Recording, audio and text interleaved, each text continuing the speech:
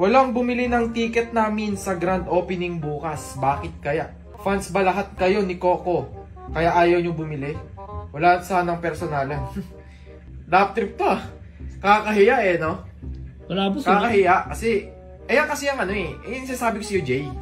Yun yung tinatawag na consequences ng mga ginawa mo. Diba? Yan ang consequences ng mga ginawa mo. Yung mga pang, pang aaway mo kay Coco Martin. Diba? Ay, oo nga boss. Kawawa ka naman, tol.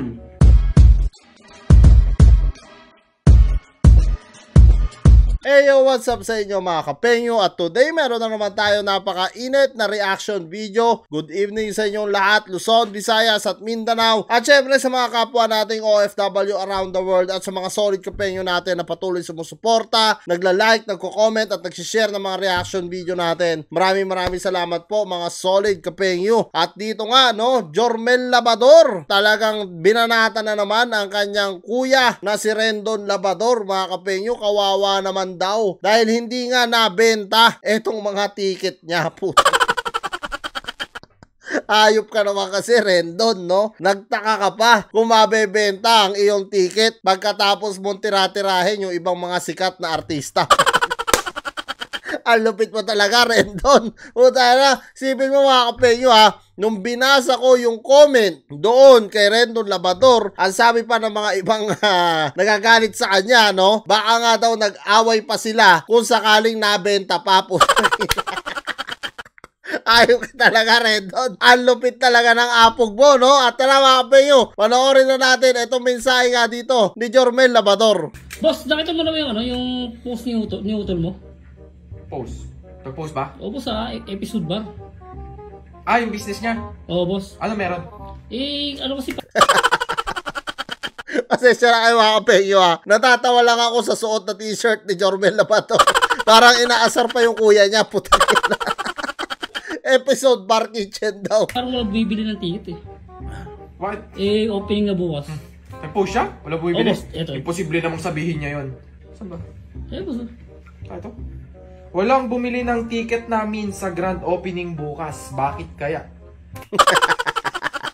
Binabasa pa lang ni Jormel, natatawa na ako. Nagtatanong pa to si Rendon kung bakit daw kaya. Ang tanga mo talaga, Rendon. Fans ba lahat kayo ni Coco? Kaya ayaw nyo bumili? Wala sanang personalan. Lap trip to ah. Kakahiya eh, no? Wala boss. Kakahiya kasi, ayan kasi yung ano eh. Yung sasabi ko sa'yo, Jay. Yun yung tinatawag na consequences ng mga ginawa mo. Diba?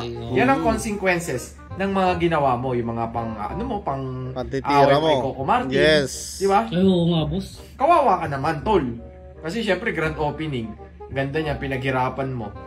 Dahil lang sa mga sinasabi mong yan, ayan, tingnan mo.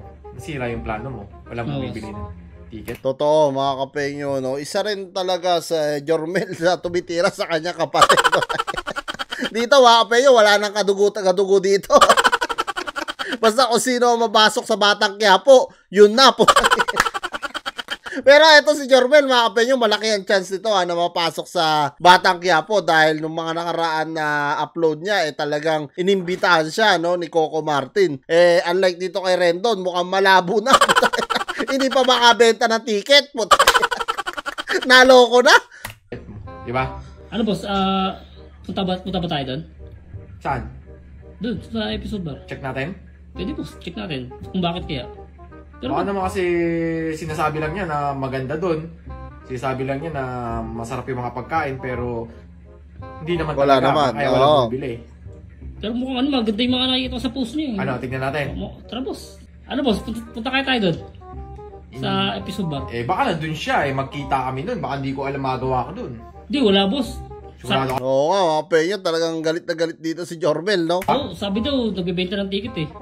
Saan daw siya pumunta ngayon? Baka nag-ikot-ikot. Oo, nag-ikot boss. Nagbibenta ng ticket, no? Ano yun? Ticket kayo dyan!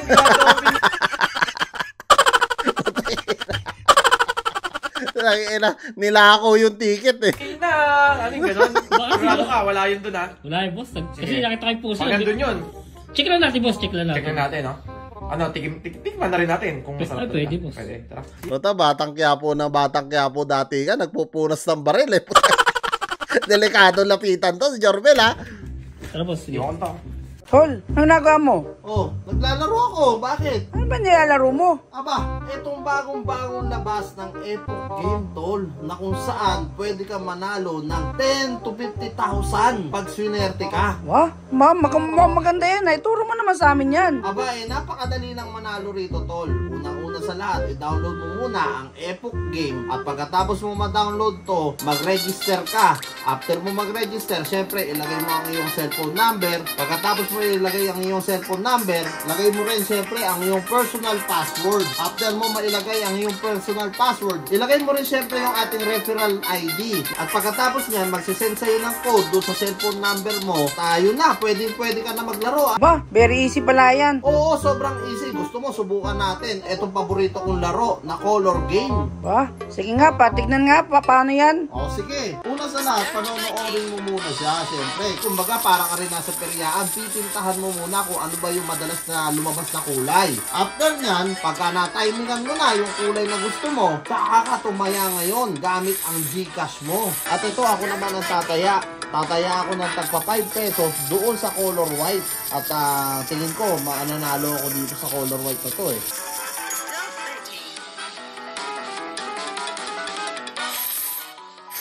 At ayan, makikita mo, nanalo rin ako, tol. Ba, very easy pala yan. Tsaka hindi ka na kailangan pumunta ng bangko, no? Oo, hindi na kailangan. Sa Gcash lang, maglagay ka lang ng pera, kahit 100 pesos lang, subukan mo lang. After nyan, magiging doble ang iyong 100 pesos pagka sinerte ka dito sa Epoch Game. Kaya napakadali lang itong Epoch Game, tol. At sigurado ako na magugustuhan nyo ang mga palaro nila rito. Dahil hindi lang color game ang pwede mong laruin dito. Iba-ibang game pa ang pwede mong malaro dito sa Epoch Game. Aba, ayos pala talaga yan, ha? Yan ang sinasabi ko sa iyo, utol. Kaya ano pang hinihintay nyo, mga kapengyo? Mag-download na kayo at mag-register na dito sa Epoch Game. Nandyan na sa description ko down below. Register na! So ayan guys, nandito na tayo sa pinuntahan Epic nila. Bar. Ayan, tignan natin. Uy, laki na signage. talaga nila. Solid dito pwede maganda siya, maluwag siya. So dumiretso na tayo ngayon sa kusina. Uy, mukhang masarap. Kebab yan favorite ko yan. Tsaka ito, sinigang na hipon. Sarap po.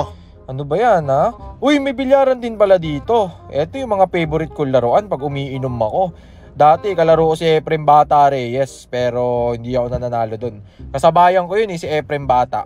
Ayan kita mo to, may tira din ayan may tirada din Tingnan mo. Kita mo. So ito pala yung bar na nire-recommend ni Redon Labador, no? Talagang maganda rin at saka merong kainan at meron pang bilyaran, no? May tira din talaga. Di ba? Ayos Tapos ayan kita mo may kompleto pa ng alak. Masarap yung mga inumin dito, mukhang mamahalin din Ayan mukhang mamahalin din Ayun Tapos maganda rin yung ambience parang medyo green siya. Pero di ko alam kung bakit kaya walang bumibili ng ticket ni Utol Baka dahil sa ugali niya na rin siguro kasi mukha namang masarap yung mga pagkain dito, maganda yung ambience, may bilyaran, may arcade. Parang okay din siyang tambayan talaga Pero bakit kaya walang bumibili ng ticket? Pero bakit kaya walang bumibili ng ticket? Ang sakit ng ulo ko sa magkapatid na to, mga kapengyo. Isipin nyo, yung isa, hindi niya maunawaan kung bakit walang bumibili ng ticket sa kapatid niya. Yung isa naman, nagtataka naman, bakit wala nga bumibili. Nagtaka pa kayo, tayo na, Coco Martin tinira nyo. Ay, nako, Rendon. Baka feeling ko nga, dahil nga to kay Coco Martin. Dahil nga siguro na sila, parang nakaka-hate sila. Marami. Nanonood lang ako pero nanakam ako. Grabe. Minpan si Coco Martin, tsaka mabait Tapos parang binabash ni Utol. Baka kaya ganun. Pero hindi ko alam Hindi ko alam. Ako, gitna lang ako. No bias to Hindi ko lang alam. Gusto kong tikman. Tikman ko yung food kung bakit walang pumupunta. Walang bumibili. Ng ticket. Tikman natin. Mukhang may tira din. Panalo din Panalo din. Gonggong talaga po. Pinuntahan pa rin, tumikim po. Panalo din. Masarap. Quality pero don't judge kasi una pa lang yon. So ito na second. Tignan natin. Ay, sarap na may cheese. Hipon. Ayun umiisa pa Sasalita pa. Saya, mukhang pinagandaan ng pagdating ni Haring Bangis Ayan mukhang talagang ba't ano ba yan? Sablay naman yung sablay yung waiter Hirap niya delikado tayo dyan tol. Baka mamaya dahil sa mga waiter mo. Ayun, ano yun? Parang may nakain akong balat alam ko na. Kaya walang pumupunta. Dahil dito sa mga waiter mo tol. Kita mo? Nadamay pa yung waiter mga kapengyo. Kinakain sa akin may balat Ano ba yun? Di ba? Pwede mong tanggalin yan boy. Yan. Ire-report ko yan. Ano ba? Uy. Mukhang okay manager Mukhang maasikaso yung manager mukhang maasikaso si manager Goods tayo dyan. So ito, tikman natin yung talong na may bagnet. Ayan parang napakunot ako dun Pero parang tumuro akong gano'n. Ibig sabihin, masarap to boy. Ayan dito na tayo sa oyster. Oy, sarap oyster naman. To oyster. Favorite ko to. Kakatakam Ito yung favorite ko yung mga sea urchins, mga ganun. Ayan nilagyan ko pa ng sauce para maanghang. Chili sauce. Tignan ko kung masarap, Di ko kasi alam kasi tikman natin. So, kayo na magusga kung bakit walang bumibili masyado ng ticket. Sa ugali na siguro yon, di ko alam. Kung nape-personal lang kayo sa kanya, okay lang naman yan. Pero ako kasi kapatid ako, wala akong personalan kasi gitna lang ako. Kung nasan yung tama, dun ako. Kung saan yung mali, syempre hindi ako dun, okay? Pero ang masasabi ko sa food is 10 talaga. Masarap talaga yung food, no doubt. No bias.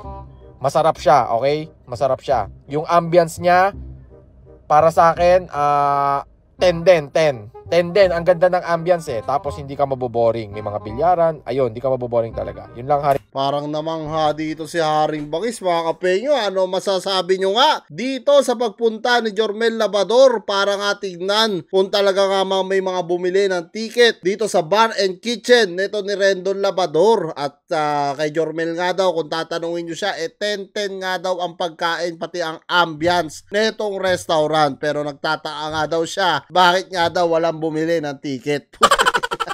Ungas talaga.